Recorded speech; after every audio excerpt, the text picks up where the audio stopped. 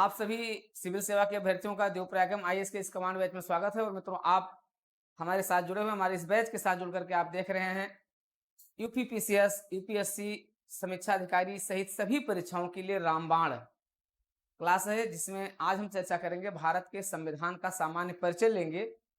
और इस सामान्य परिचय में हमें जानने का प्रयास करेंगे कि भारत के संविधान में जो कुल कितने अनुसूचियां हैं, कितने अनुच्छेद हैं, कितने भाग हैं, तो भाग वाइज इसका जानने का अध्ययन करेंगे। इस क्लास को आप लोग पूरा देखिएगा और इस क्लास को आप हमारे यूट्यूब चैनल पर देख रहे हैं, डीपीआईएस यूट्यूब चैनल पर देख रहे हैं। ये क्लास आप फ्री में देख रहे हैं, अर्थात निःशुल्क रूप से ये क्लास आपको मिल रही है। आज इस क्लास में बड़ी डिटेल में हम लोग 1990 से 2023 तक के पूछे गए प्रश्नों पर चर्चा करेंगे। साथ ही साथ हम पूरे भारत के पूरे संविधान का भाग का, अनुसूचियों का हम एक क्विक रिवीजन करेंगे। तो इसलिए क्विक रिवीजन करने के लिए इस क्लास के साथ आपको जरूर जुड़ना चाहिए। आप आइए, इस क्लास के साथ जुड़िए। और ये क्लास हमारे यूट्यूब चैनल डीपीआईएस के साथ साथ हमारे ऐप पर भी चल रही है। तो आप ऐप पर भी जुड़ने के लिए आप इस क्लास को कंटिन्यू कीजिए।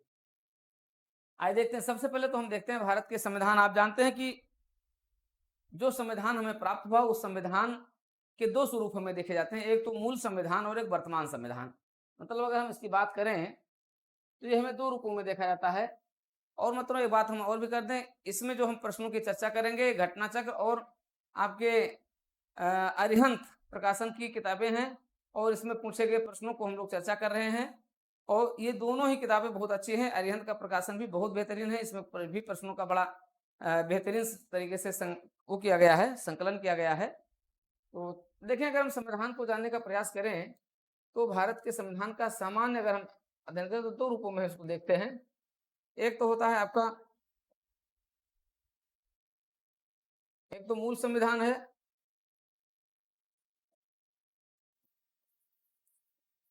मूल संविधान, और दूसरा आप देखते हैं वर्तमान संविधान।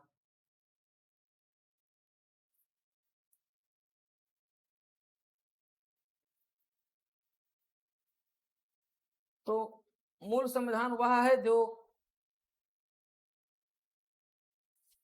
26 जनवरी 1950 को लागू कर दिया गया था, जिस संविधान में 22 भाग थे, 8 अनुसूचियां थी, 395 अनुच्छेद थे। ये आपका मूल संविधान है। लेकिन पिछले 75 सालों में इस मूल संविधान में बहुत बड़ा परिवर्तन हो गया है। अब हमारा ये मूल संविधान मूल रूप से तो ये जो भाग थे वो तो हैं ही, लेकिन उसमें बीच बीच में अन्य अनुच्छेद, अन्य भाग भी जोड़े गए हैं। तो हम उन्हीं सबको देखेंगे। भाग कुल देखा जाए तो कितने हो गए हैं, अगर 22 भाग हैं, लेकिन उसमें 4 उपभाग और जोड़ दिए गए हैं।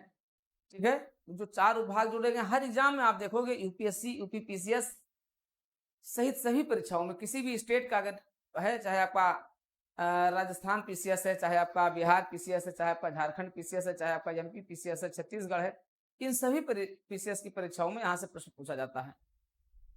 मैंने भारत में कोई भी परीक्षा अगर है तो संविधान का प्रश्न यहाँ से जरूर पूछा जाता है। तो आप इस क्लास को उसी रूप में बेहतरीन तरीके से जानने का, देखने का प्रयास कीजिएगा। मित्रों, संविधान का अध्ययन एक जीवंत अध्ययन है। जब आप संविधान का अध्ययन कर रहे होते हैं तो आपको अपने आप को एक जीवंत स्वरूप में संविधान के अध्ययन को देखना चाहिए और बेहतरीन तरीके से संविधान के अनुच्छेदों के साथ, भागों के साथ, अनुसूचियों के साथ, बढ़े हुए प्रावधानों के साथ एक तरीके से लिविंग रिलेशन बनाना चाहिए। ठीक है, ये लिविंग रिलेशन क्या करता है, आपको संविधान के साथ बिल्कुल जोड़े रहता है। तो आते हैं, देखते हैं। मूल संविधान में बहुत कुछ परिवर्तन किया गया और आप जानते हैं इसमें 4 उपभाग जोड़ा गया। इसमें लगभग देखा जाए तो उप अनुच्छेद, इसमें अनेक अनुच्छेद इसमें जोड़े गए हैं। और वर्तमान में आप देखते हैं 22 भाग प्लस 4 उपभाग हो गया है। इसमें से एक भाग को निरसित किया गया, भाग 7 को निरसित कर दिया गया है। भाग 7 का जो विषय था उसको निरसित कर दिया गया है। ये निरसित भी है, ये निरसित भी है। अनुच्छेद बड़ी संख्या में जुड़े हैं, उनको सबको अगर मिला दिया जाए तो 22 भाग हो गए, 4 उपभाग हो गए। और इसके अलावा आप जानते हैं कि इसमें 395 अनुच्छेद थे और वर्तमान में लगभग 475 के आसपास अनुच्छेद हो गए हैं। अनुसूचियां अब 12 अनुसूची हो गई है, लगभग 475 अनुच्छेद हो गए हैं। ये सब अनुच्छेद को मिला करके तो बड़ी संख्या में परिवर्तन हुआ है, बड़ी संख्या में हमारे भाग उपभाग सब जोड़े गए हैं। आज हम इन सभी का अध्ययन करेंगे मित्रों। तो जब आप इस क्लास को देख रहे हो, इस क्लास को पूरा क्लास देखिएगा, सब्सक्राइब करना मत भूलिएगा। बिना सब्सक्राइब किए हुए क्लास को देखना पाप होगा, इसलिए इस पाप से बचिएगा। अगर आप क्लास को देख रहे हैं तो सब्सक्रिप्शन के साथ जुड़िएगा, देखिएगा, अन्यथा पाप के आप भागीदार बनेंगे। इसलिए पुण्य के साथ, जीवंतता के साथ क्लास का आनंद लीजिए और मस्त रहिए। अपनी परीक्षाओं में आप सफलता के झंडे गाड़िए। देवप्रयागम परिवार के आप सदस्य बने रहें। आइए देखते हैं, ऊपर चलते हैं। तो जब हम इसकी बात करते हैं कुछ रिवीजन में, चूंकि अब परीक्षाओं का दौर शुरू हो रहा है और आप सारी परीक्षाओं के साथ आपको जुड़े रहना है, तो एक एक भाग से आपसे प्रश्न पूछे जाते हैं। ठीक है, आप जानते हैं कि भाग 4 का इसमें जोड़ा गया। इसमें जब भाग की बात करते हैं तो 4 का जो जोड़ा गया, भाग 4 का में क्या शामिल है? भाग 4 का में शामिल है आपका मूल कर्तव्य। मूल कर्तव्य शामिल है और इसको जोड़ा गया 42वें संविधान संशोधन अधिनियम से जोड़ा गया। तो इन सभी को हम डिटेल में आते हैं मित्रों, चर्चा करते हैं। ठीक है, चलिए देखते हैं क्या कैसे है। तो सबसे पहले हम देखते हैं, भाग की बात करते हैं। सबसे पहले हम देखेंगे संविधान के भाग। ठीक है, जो सेक्शन हमारा होगा भाग होगा। तो यहाँ पर भी आप उस चीज को देख रहे हैं कि भारतीय संविधान में मूल रूप से 22 भाग थे। गणना की दृष्टि से वर्तमान में कुल 25 भाग हैं, लेकिन मूल भाग बने हुए हैं 22 में ही। क्या है, इनको उपभाग के रूप में कहा जाता है। 4 नए उपभाग, इनको भाग न कहकर उपभाग कहते हैं। 4 का, 9 का, 9 खा और 14 का को जोड़ दिया गया है, भाग 7 को निरस्त कर दिया गया है। तो इस तरीके से कुल कितने हो जाते हैं? 25 भाग हो जाते हैं। आते हैं, देखते हैं संघ एवं उसका राज्य क्षेत्र। पहला जो भाग 1 है, जब भाग हम 1 की बात करते हैं, संघ और उसका राज्य क्षेत्र कहते हैं। इसमें हम देखते हैं, इसमें जो आर्टिकल हैं, आर्टिकल 1 से लेकर के और आर्टिकल 4 तक है। जब हम नागरिकता की बात करते हैं, भाग 2 की बात करते हैं, अभी मैचिंग करने के लिए आप जानते हैं हमेशा आता है। जब नागरिकता की बात करते हैं तो इसमें आपका आर्टिकल आता है, आर्टिकल 5 से लेकर के और आर्टिकल 11 तक आता है। मूल अधिकार की जब हम बात करते हैं तो आपका इसमें आर्टिकल 12 से लेकर के और 35 तक आता है। राज्य के नीति निषेध तत्व की बात करते हैं तो इसमें आता है आपका भाग, जब इसकी बात करते हैं तो भाग, ठीक है, इस भाग में आपको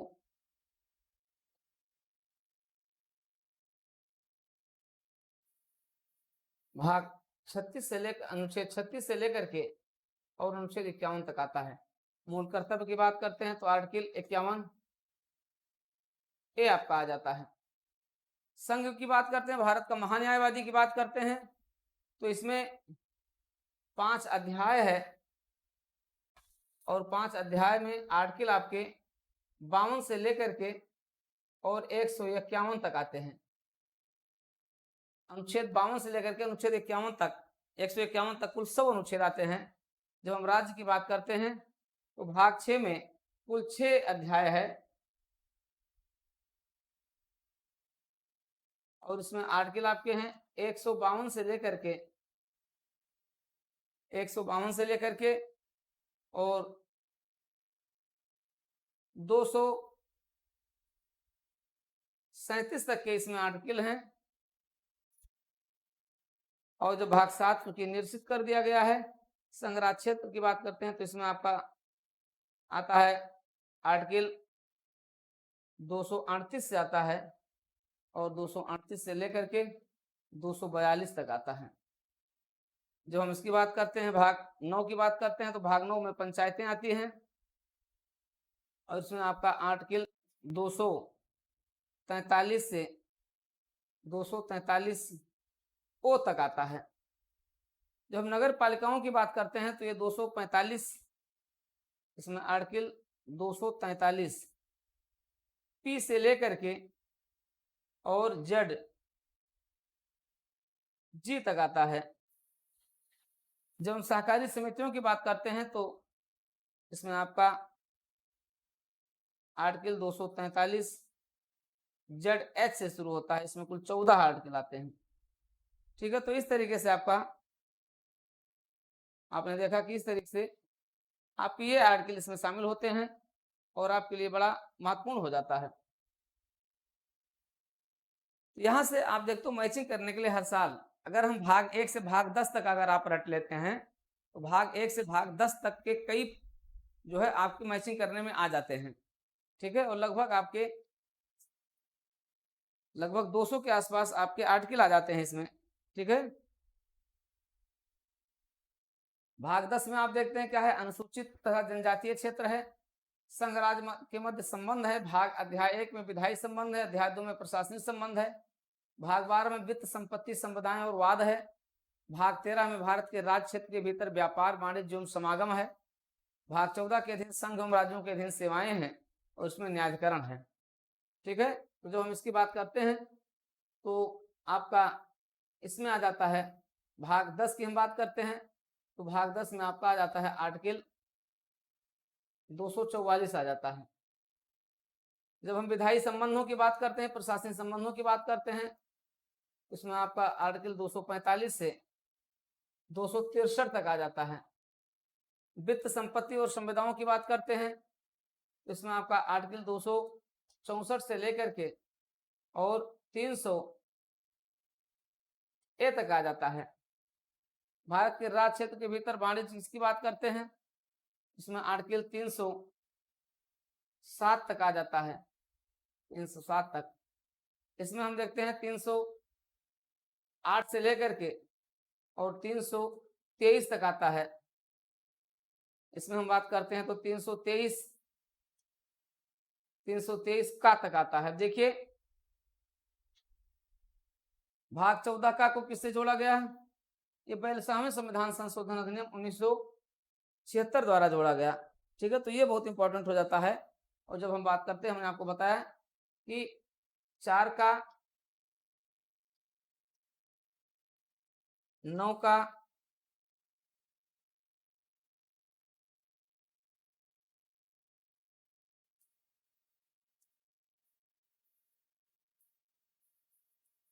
9 का और 9 खा,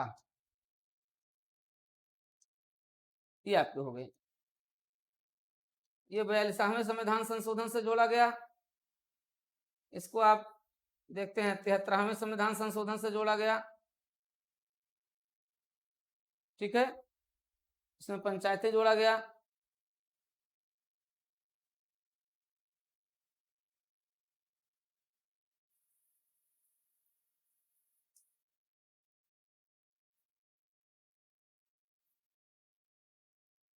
इसमें आपका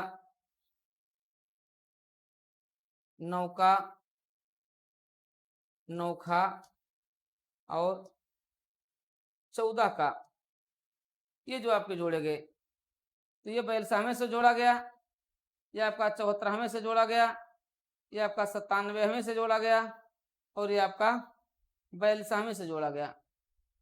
तो इस तरीके से चारों का इसमें शामिल हो जाते हैं।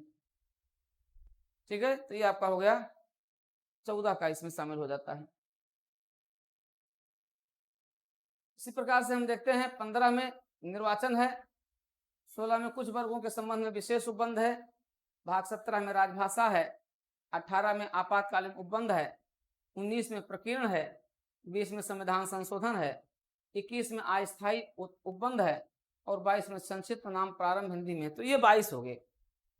और इसमें जो चारों जोड़ दिए गए हैं वो भी इसी में बीच बीच में ही शामिल है। तो क्रमांक की दृष्टि से तो 22 ही हैं, लेकिन उसमें बीच में जो जोड़े गए हैं उनकी संख्या बढ़ा करके कितने हो जाते हैं, तब ये मिला करके कितने हो जाते हैं, तब इनकी कुल संख्या 25 हो जाती है, 25 हो जाती है। ठीक है, तो ये बातें बड़ी क्लियर हैं, यहाँ से आप स्पष्ट रहिएगा। और आप जरूर 25 भाग 22 तक आपकी जुबान पर होना चाहिए। अब आप याद ना करें तो अलग की बात है, लेकिन आपको यहाँ से याद रखना चाहिए। चले आते हैं संविधान की अनुसूचियों की बात करते हैं। आप जानते हैं भारत के मूल संविधान में 8 अनुसूचियां थी, जबकि वर्तमान समय में कुल 22 अनुसूचियां हो गई हैं। ठीक है, तो वर्तमान समय में कुल 12 अनुसूचियां हो गई हैं। मूल संविधान में कितनी थी, 8 अनुसूचियां थी, 4 अनुसूची इसमें बढ़ गई है। ठीक है, तो 8 अनुसूची प्लस 4 अनुसूची बराबर 12 अनुसूची हो गई है। आते हैं इनके बारे में डिटेल अध्ययन करते हैं। पहली अनुसूची की जब हम बात करते हैं तो इसमें क्या है, इसमें राज्य एवं संघराज्य क्षेत्र का उल्लेख है। जब भी कोई भारत के जब कोई भारत के संविधान में इसमें राज्यों से संबंधित संशोधन करना होता है, राज्यों के निर्माण और उनके विघटन करने के संबंध में और संघराज्य क्षेत्रों के विघटन करने के संबंध में जब कोई भी प्रावधान करना होता है तो अनुसूची फर्स्ट में संशोधन किया जाता है। अनुसूची फर्स्ट और भाग 1 में इनको शामिल किया जाता है, इनको संदर्भित किया जाता है। ठीक है, तो पहली अनुसूची में क्या है, भारत के राज्य हैं और संघ राज्य क्षेत्र हैं। इनको अगर हम डिटेल में जानने का प्रयास करें तो जब हम अनुसूची 1 की बात करते हैं तो अनुसूची 1 की जब हम डिटेल जानकारी लेते हैं, ठीक है, तो आप देखिए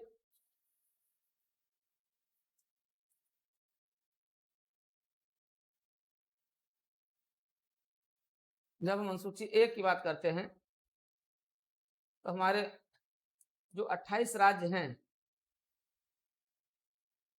इन सारे 28 राज्यों को, इसमें आपके नॉर्थ ईस्ट के 8 हो गए, आपके नॉर्दर्न इंडिया के हो गए, उत्तर भारत, नॉर्थ ईस्ट हो गया, आपके ईस्ट के आपके हो गए और आपके वेस्ट के हो गए। ठीक है, तो भारत के चारों संदर्भों को हम इस रूप में देखते हैं, कुल 28 राज्य आता है। इसी प्रकार से जब हम 8 संघराज्य क्षेत्रों को देखते हैं तो संघराज्य क्षेत्र आ जाते हैं।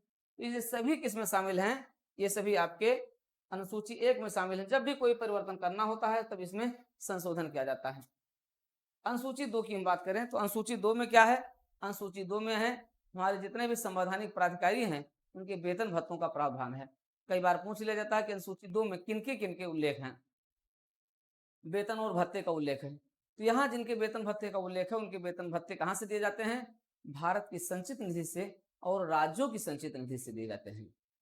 इनकी खास बात यह होती है कि जो अनुसूची 2 में जिनके नाम का उल्लेख किया गया है उनके जो वेतन भत्ते होते हैं वह किसी भी समय संशोधित, जब उनके अपने कार्यकाल के दौरान उसमें कोई भी संशोधन नहीं किया जा सकता है। आप किसी भी तरीके से कॉन्स्टिट्यूशनल अमेंडमेंट या किसी भी तरीके से आप उसमें कोई संशोधन नहीं कर सकते हैं। जब हम संघ सरकार की बात करते हैं जिनको भारत के संविधान, भारत की संचित निधि से वेतन दिया जाता है, उसमें भारत के राष्ट्रपति का आता है, उपराष्ट्रपति नहीं आते हैं, राष्ट्रपति आते हैं और लोकसभा के स्पीकर आते हैं। ठीक है, राज्यसभा और डिप्टी स्पीकर आते हैं, राज्यसभा के सभापति के रूप में उपराष्ट्रपति को वेतन मिलता है। ठीक है, साथ ही साथ इसमें आपके सभापति उपसभापति आते हैं, सुप्रीम कोर्ट के चीफ जस्टिस और जस्टिस आते हैं। ठीक है, साथ ही साथ राज्यों के हाई कोर्ट के जजों के पेंशन आती है, इसमें वेतन नहीं आता है। वेतन तो उनको राज्य की निधि से दिया जाता है, लेकिन पेंशन उनको भारत की संचित निधि से दिया जाता है। इसी प्रकार से ठीक है, तो भारत इसमें दोनों सीएजी को वेतन दिया जाता है, भारत के उच्चतम न्यायालय इन सबको दिया जाता है। किससे, सीएजी को, कंट्रोलर जनरल ऑफ इंडिया को, इनको दिया जाता है, संचित निधि से दिया जाता है। राज्यों की संचित निधि से दिया जाएगा, राज्यों के राज्यपाल आ जाएंगे। ठीक है, राज्यों के राज्यपाल होंगे, फिर विधानसभा के अध्यक्ष और उपाध्यक्ष होंगे, विधान परिषद के सभापति और उपसभापति होंगे। ठीक है, और हाई कोर्ट के जजेज होंगे। इनको वेतन भत्तों का प्रावधान इसमें दिया गया है, तो आप इसको ध्यान रखिएगा। जैसे ही आपकी बात आती है और जैसे ही बात आ जाए अनुसूची 2 की, जब बात आए तो अनुसूची 2 के संबंध में तुरंत आपका ध्यान आ जाना चाहिए। जब हम अनुसूची 2 की बात करें तो अनुसूची 2 की जब बात करें तुरंत आपके ध्यान में आ जाना चाहिए, ये फिगर आ जाना चाहिए। ये है भारत की संचित निधि से दिए जाने वाले वेतन, और इसमें आपका राष्ट्रपति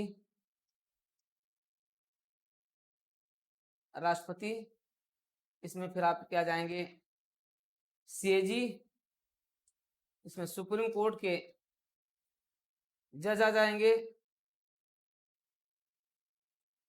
न्यायाधीश आ जाएंगे, लोकसभा के स्पीकर और डिप्टी स्पीकर,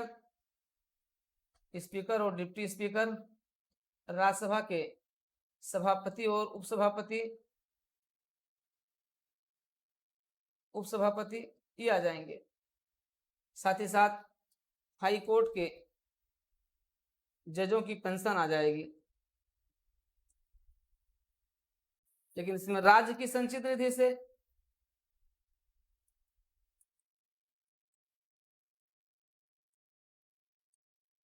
इसमें आपका राज्यपाल का आ जाएगा, राज्यपाल के वेतन भत्ते आ जाएंगे, और फिर विधानसभा के speaker, deputy speaker, Vidhan Parishad के सभापति, उपसभापति, हाई कोर्ट के न्यायाधीश, इनके वेतन भत्ते इसमें शामिल हो जाएंगे। ठीक है, तो इस तरीके से आपका अनुसूची 2 हो गया। ठीक है, अनुसूची जब 3 की बात करते हैं तो बहुत इंपॉर्टेंट है। अनुसूची 3 में आपके फेथ, आपके महत्वपूर्ण पदाधिकारियों के शपथ और प्रतिज्ञान का प्रावधान है।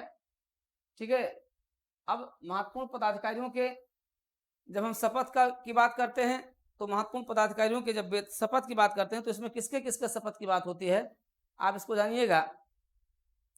भले ही आप पढ़े होंगे लेकिन आपको इसके बारे में बहुत डिटेल नहीं पता होगा। ठीक है, जब हम शपथ की बात करते हैं, भाग 3 की बात करते हैं, अनुसूची 3 की बात करते हैं, तो आप देखिए अनुसूची 3 में क्या दिया गया है।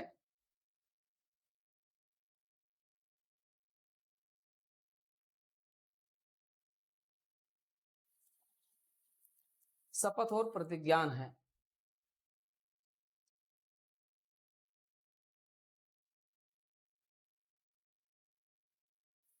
आइए देखते हैं।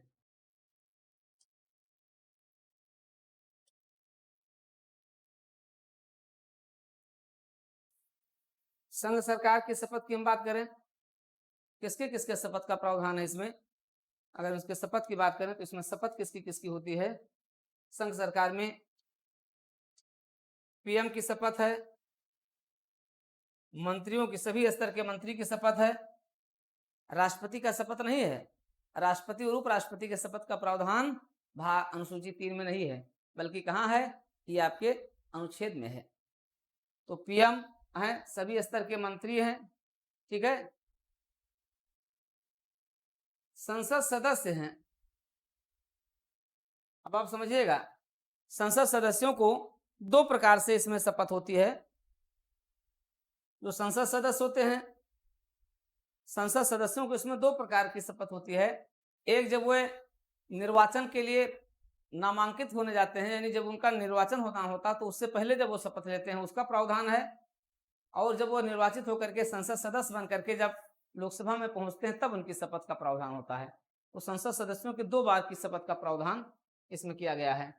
ठीक है, संसद सदस्य हो जाते हैं। इसके अलावा फिर सुप्रीम कोर्ट के न्यायाधीशों, कई बार पूछा गया है। फिर इसमें सुप्रीम कोर्ट के न्यायाधीश प्लस सीएजी की शपथ है। ठीक है, तो शपथ और प्रतिज्ञान किसमें है, संघ सरकार में पीएम और सभी स्तर के मंत्री, संसद सदस्य, सुप्रीम कोर्ट के न्यायाधीश, और उसी प्रारूप में कैग का है। जब हम राज्य की बात करते हैं कि राज्य में किसकी शपथ का प्रावधान है, तब आप देखोगे किसकी शपथ है, तब इसमें सीएम प्लस सभी स्तर के मंत्री इसमें शामिल हो जाते हैं। इसके अलावा फिर विधानसभा के जो सदस्य हैं, जो विधानमंडल के हैं, अब जब विधानमंडल के सदस्य में विधानसभा और विधान परिषद के 2 शपथ का प्रावधान है।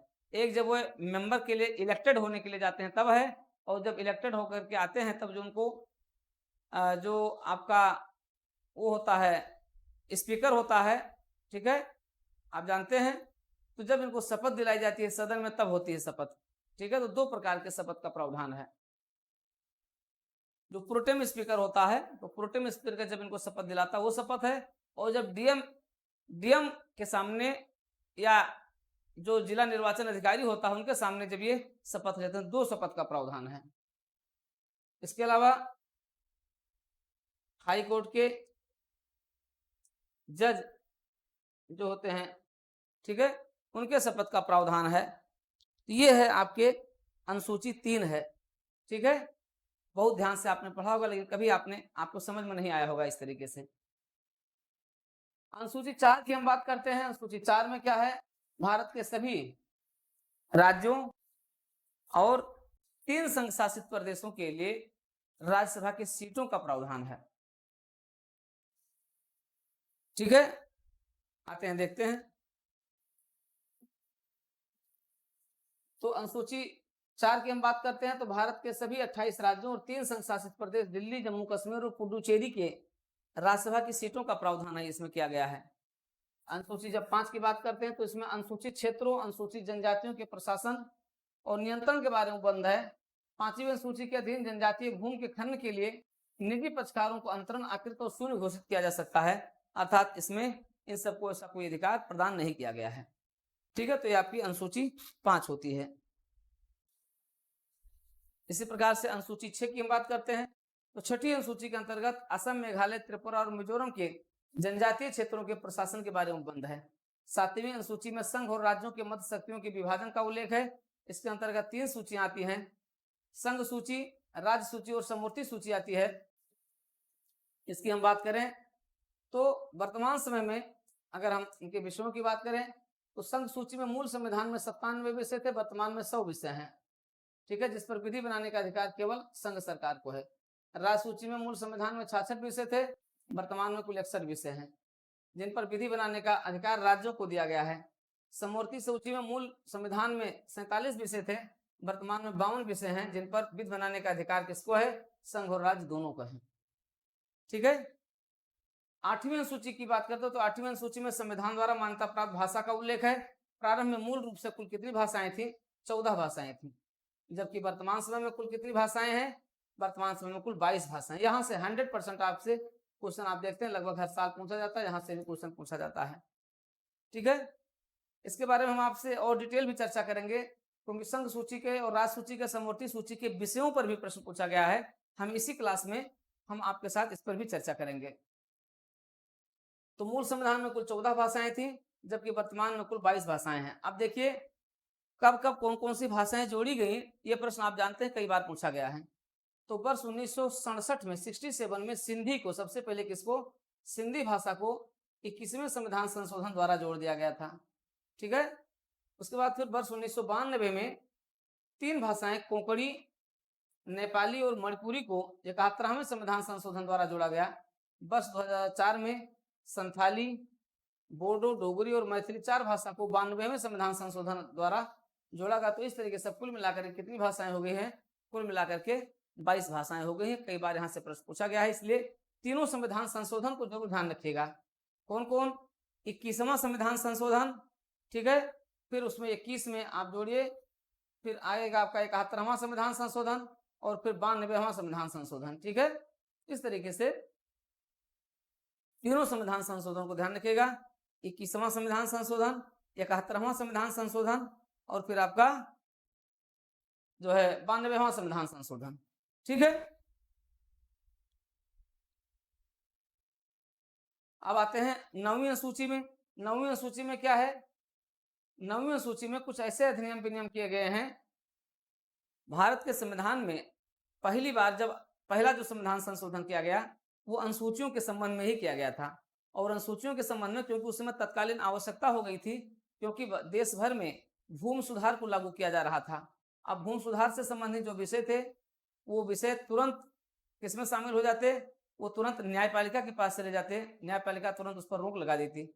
इसलिए ऐसे विषयों को इसमें शामिल किया गया, भूमि सुधार हो गया, जिम्मेदारी उन्मूलन हो गया, ठीक है, इन विषयों को इस रूप में शामिल कर दिया गया जिससे कि जैसे ही ऐसे विषयों को भूमि सुधार शुरू किया जाए और इस पर सुप्रीम कोर्ट का कोई आदेश ही न लागू हो, अर्थात इस पर सुप्रीम कोर्ट के आदेश को शून्य घोषित कर दिया गया था। इसीलिए इस विषय की आवश्यकता हुई और 9वीं अनुसूची जोड़ी गई, इसमें भूमि सुधार, जमींदारी उन्मूलन जैसे विषयों को शामिल करके सुप्रीम कोर्ट के हस्तक्षेप को रोक दिया गया। ठीक है, तो भारत के इस अनुसूची को भारत के प्रधानमंत्री जवाहरलाल नेहरू के कार्यकाल में प्रथम संविधान संशोधन अधिनियम 1951 द्वारा जोड़ा गया। वर्तमान समय 9वीं अनुसूची में कुल 284 अधिनियम शामिल हैं। ठीक है, ये इंपॉर्टेंट पॉइंट है, ये अभी तक पूछा नहीं गया लेकिन पूछा जा सकता है कि कुल कितने अधिनियमों को अब तक शामिल किया गया है। तो कुल 284 अधिनियम 9वीं अनुसूची में शामिल हैं। अब देखिए कई राज्य ऐसे होते हैं, अभी कई राज्यों ने अपने अपने यहाँ क्या किया है, आरक्षण के प्रावधान कर दिए हैं। अब आरक्षण के प्रावधान जैसे बनाए उसके बाद तुरंत उसको 9वीं अनुसूची में शामिल कर दिया और कहा कि सुप्रीम कोर्ट इसमें कोई हस्तक्षेप ही न करने पाएगी। लेकिन सुप्रीम कोर्ट तो महान है, सुप्रीम कोर्ट ने कह दिया है कि चाहे जो आप करोगे, हम जब चाहेंगे तो अब न्यायिक पुनरावलोकन हम 9वीं अनुसूची का भी कर सकते हैं। और सुप्रीम कोर्ट ने कह दिया कि 1976 के बाद 1977 के बाद जो विषय इसमें शामिल किए गए हैं, सुप्रीम कोर्ट को अगर ऐसा लगता है कि इससे स्वतंत्र न्याय को दे पाने में समस्याएं हैं तो हम उसकी पुनरावलोकन कर सकते हैं। चलिए, तो ये हो गया। 10वीं अनुसूची को आप दल बदल के साथ शामिल किया गया। राजीव गांधी प्रधानमंत्री थे, ठीक है, तो राजीव गांधी जी के प्रधानमंत्रित्व काल में 10वीं अनुसूची को संविधान, ठीक है, 52वें संविधान संशोधन अधिनियम द्वारा 1985 द्वारा इसमें शामिल किया गया। तो 52वां संविधान संशोधन अधिनियम किससे संबंधित था? दल बदल से था।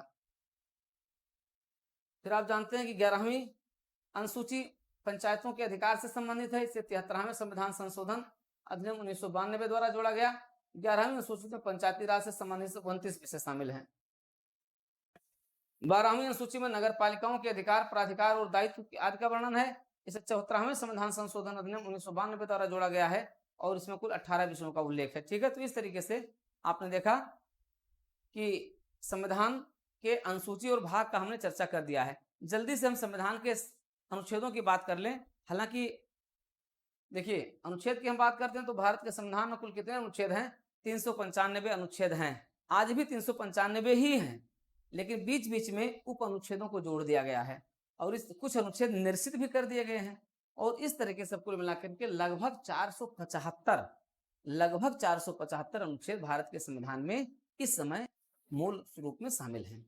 ठीक है, तो कुछ सामान्य अनुच्छेदों को आपको तो अध्ययन करना ही होगा। आप देखें तो अनुच्छेद 1 हमारे इसमें आपके सारे अनुच्छेद हैं। अनुच्छेद 1 संघ का नाम एवं राज्य क्षेत्र है। अनुच्छेद 2 में राज्य, नए राज्यों का प्रवेश और स्थापना है। अनुच्छेद 3 में नए राज्यों का निर्माण और वर्तमान राज्यों क्षेत्रों सीमाओं में परिवर्तन है। अनुच्छेद 5 में संविधान के प्रारंभ के समय नागरिकता है, निमूल नागरिकता है। अनुच्छेद 14, अनुच्छेद 15, 16, ठीक है, तो इस तरह कुछ महत्वपूर्ण अनुच्छेद इसमें आपके दिए गए हैं। ठीक है, तो इसके माध्यम से आप महत्वपूर्ण अनुच्छेदों को आप देख सकते हैं। ठीक है, लेकिन आपको जरूर देख लेना चाहिए, महत्वपूर्ण अनुच्छेदों को आपको इसमें देख ही लेना चाहिए। ठीक है मित्रों, तो इस तरीके से इसमें प्रावधान किया गया है। अब हम आते हैं, जल्दी से देख लेते हैं कि जो प्रश्न यहाँ से पूछे गए हैं। ठीक है, प्रश्नों को एक बार देख लेते हैं। निम्नलिखित में से कौन सा युग्म सुमेलित नहीं है? अब देखिए, कई बार आप जानते हैं यहाँ से प्रश्न पूछा गया है। नागरिकता है, संविधान का भाग 2 है। मौलिक अधिकार है, संविधान का भाग 3 है। मौलिक कर्तव्य संविधान का भाग 4 का है। राज्य कितने हैं? संविधान के भाग 6 में है। अब देखिए कौन सा सुमेलित नहीं है। आप देखें तो भाग इसमें क्या दिखा दिए है? इसमें 6 का दिखा दिए हैं, जबकि आपका आता क्या है? 4 का आता है। ठीक है, तो आपका हो जाएगा आंसर, इसका सी हो जाएगा। राज्य की लोक सीमाओं में न्यायपालिका को कार्यपालिका से पृथक करने के लिए राज्य कदम उठाएगा। ये उपबंध भारत के संविधान के किस अनुच्छेद में, किस भाग में समाविष्ट है?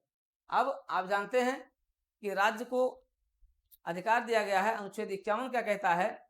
ठीक है, अनुच्छेद 50 क्या कहता है? अनुच्छेद 50 कार्यपालिका और न्यायपालिका के पृथक्करण की बात करता है और इसके लिए राज्य के निहित तत्वों में प्रावधान है। और इसी में आपका पीसीएस जे और पीसीएस, अगर आप बात करें, पीसीएस क्या है? सिविल सेवा है और पीसीएस जे क्या है? जुडिशरी सेवा है। तो इन दोनों के विभाजन की बात कही गई है। भारत के संविधान के अनुच्छेद 50 में प्रावधान किया गया है और कहा किसमें किया गया है, भाग की बात करेंगे तो भाग 4 में आ जाता है। ठीक है, तो इस तरीके से यहाँ प्रावधान है। फिर वही आता है संविधान में कौन सा युग्म सही सुमेलित है, संविधान का दूसरा भाग, तीसरा भाग, चौथा भाग, पांचवा भाग। तो हमने कहा इसको रट लीजिए, ये आपके लिए रामबाण होगा, क्योंकि यहाँ से प्रश्न हर बार आता है। फिर आप देखिए अनुसूची, यहाँ पर अनुच्छेदों का मैचिंग किया गया है, उपाधियों का अंत है, ये है आपके मूल अधिकार में है, अनुच्छेद 18 है, ग्राम पंचायतों का गठन है, राज्य के नीति तत्वों में अनुच्छेद 40 में दिया गया है, 6 से 14 वर्ष तक के बालक प्रतिपाल की शिक्षा के अवसर प्रदान करना है।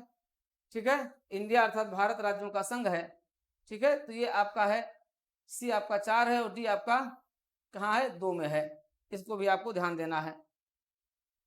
निम्नलिखित विषयों पर विचार करें तथा उन्हें क्रमानुसार व्यवस्थित कीजिए। देखिए व्यवस्थित कैसे करना, संघ और राज्य का कार्य क्षेत्र है, तो आपका भाग 1 हो गया, भाग 2 हो गया, फिर आपका भाग 3 हो गया, भाग 4 होगा। तो आपको क्रम से सजाना है। टाइप्स ऑफ क्वेश्चन देखिए किस तरीके से दिए गए हैं। ठीक है, अब आपको इन प्रश्नों पर बिल्कुल सटीक तरीके से देखना होगा। अब यहाँ पर भी देखिए भाग है, मूल कर्तव्य किसमें है, भाग 4 का में है, राज्य किसमें है, भाग 6 में है, भारत का महान्यायवादी का प्रावधान किसमें किया गया है, भाग 5 में किया गया है। ठीक है, राज्य और संघों के अधीन सेवाएं किसमें, भाग 14 में है। ठीक है, अब यहाँ पर आपका भारत का महान्यायवादी इसमें 8 दिया हुआ है, तो किसमें हो जाएगा, ये आपका सुमेलित नहीं है। संविधान के कौन से भाग में पंचायती राज से संबंधित प्रावधान किए गए हैं, आप जानते हैं भाग 9 में है। ठीक है, फिर यहाँ पर आपका आता है मैचिंग करने के लिए प्रश्न। तो हमने आपको बताया रामबाण है, आपको भाग, अनुच्छेद और अनुसूचियां आपको रट लेना है, तैयार कर लेना है। यहाँ से बहुत प्रश्न आए हुए हैं, आप देख रहे हैं किस तरीके से प्रश्न पूछे गए हैं, हर उसमें कोई ना कोई प्रश्न आपका आया हुआ है। फिर देखिए प्रश्न संख्या 9 में भी यही है, नागरिकता, संग्रह क्षेत्र, नगर पालिकाएं और निर्वाचन से संबंधित प्रावधान किए गए हैं। यहाँ पर भी वही मैचिंग है, यहाँ पर भी आपको मैचिंग है, मौलिक अधिकार, मौलिक कर्तव्य, संघ और आपातकालीन उपबंध, यहाँ पर भी मैचिंग है। इस तरीके से प्रश्नों को यहाँ पर भी सेट किया गया है। यहाँ देखिए, यहाँ पर भी आपको मैचिंग करना है, निम्नलिखित में से कौन सा युग्म भारतीय संविधान के अंतर्गत सही सुमेलित नहीं है। तो सुमेलित है और सुमेलित नहीं है, तो पंचायत है भाग 9 में है, नगर पालिकाएं 9 का में है, सहकारी समितियां 9 का में है, अधिकरण जो है 14 का में है। तो ये हो जाएगा आपका डी हो जाएगा। भारतीय संविधान का कौन सा भाग और अध्याय संघ और राज्यों के बीच विधायी संबंध के बारे में आता है, जानते हैं कि भाग 11 का अध्याय 1 आता है। ठीक है, भारतीय संविधान का भाग 16 इससे संबंधित है, प्रशासनिक अधिकरण से संबंधित है, प्रशासनिक अधिकरण 14 का में है, अखिल भारतीय सेवाएं 14 में है, वित्त आयोग आपका भाग 12 में, कुछ वर्गों के लिए विशेष भाग 16 में है। इस तरीके से हो गया। यहाँ पर भी देखिए 14 नंबर के क्वेश्चन में भी वही है, संविधान का भाग, ठीक है, संविधान के भाग के अंतर्गत आप देख रहे हैं आपातकालीन उपबंध है, आपातकालीन किससे है, आ से आपातकाल, आ से 18 में है। राजभाषा आपका हो गया। ठीक है, संविधान का कुछ भाग होगा, संविधान के यहाँ पर भी आपको मैचिंग करना है, हर चीज में आपको कुल मैचिंग है। तो मित्रों इस तरीके से भाग 15 क्वेश्चन 15 देख लीजिए, 15 प्रश्नों पर हम इसमें चर्चा कर ले रहे हैं। भारत के संविधान में कुल कितने 22 भाग हैं, गलत है, 22 भाग हैं। भारत के संविधान में कुल 390 अनुच्छेद, ये भी गलत है। भारत के संविधान में 9वीं, 10वीं, 12वीं अनुसूचियों को संविधान संशोधन अधिनियम द्वारा जोड़ा गया है, ये सही। तो इसमें क्या होगा, केवल 3 सही है। ठीक है, तो इस तरीके से आज अनुच्छेद हमने इतना आपके साथ डिटेल चर्चा किया। ठीक है, आज की क्लास को यहीं पर करते हैं, अपनी अगली क्लास को कंटिन्यू, अब ये क्लास कंटिन्यू आपको मिलती रहेगी, आप इसके साथ लगातार जुड़े रहे। लेकिन हमने कहा है, क्या कहा है, हमने कहा कि अगर आप देवप्रयागम की इस क्लास के साथ जुड़ना चाहते हैं तो आपको क्या करना होगा, आपको कंटिन्यू इस बैच के साथ जुड़ना रहेगा, और इसके लिए आपको DPIAS यूट्यूब चैनल को आपको सब्सक्राइब करना होगा। सब्सक्राइब करके और आप क्या करें, सब्सक्राइब करके आप शेयर करें, लाइक करें, और हमारे साथ जुड़ करके देवप्रयागम कम्युनिटी की, DPIAS कम्युनिटी के आप भाग बने रहें। मित्रों ये क्लास आपको हमारे यूट्यूब चैनल पर मिल रही है, साथ ही साथ आपको हमारे ऐप पर भी मिल रही है। ऐप पर और भी सारी क्लासेज जब आपको सेट कर दी गई हैं, सारी क्लासेज आपको मिलना शुरू हो गई हैं। आप समीक्षा अधिकारी, सहायक समीक्षा अधिकारी, UPPCS, UPSC, इन सभी के लिए ये टॉपिक आपके लिए रामबाण है। इस टॉपिक के साथ आप सदैव जुड़े रहिए। ये कमांड बैच है, इस कमांड बैच के साथ आपको कमांड स्थापित करना है, और संविधान सहित सभी विषयों पर आपको एक बेहतरीन कमांड स्थापित हो जाएगा। आज की क्लास यहीं तक, अगली क्लास में फिर हम कंटिन्यू आपके साथ जुड़े रहेंगे।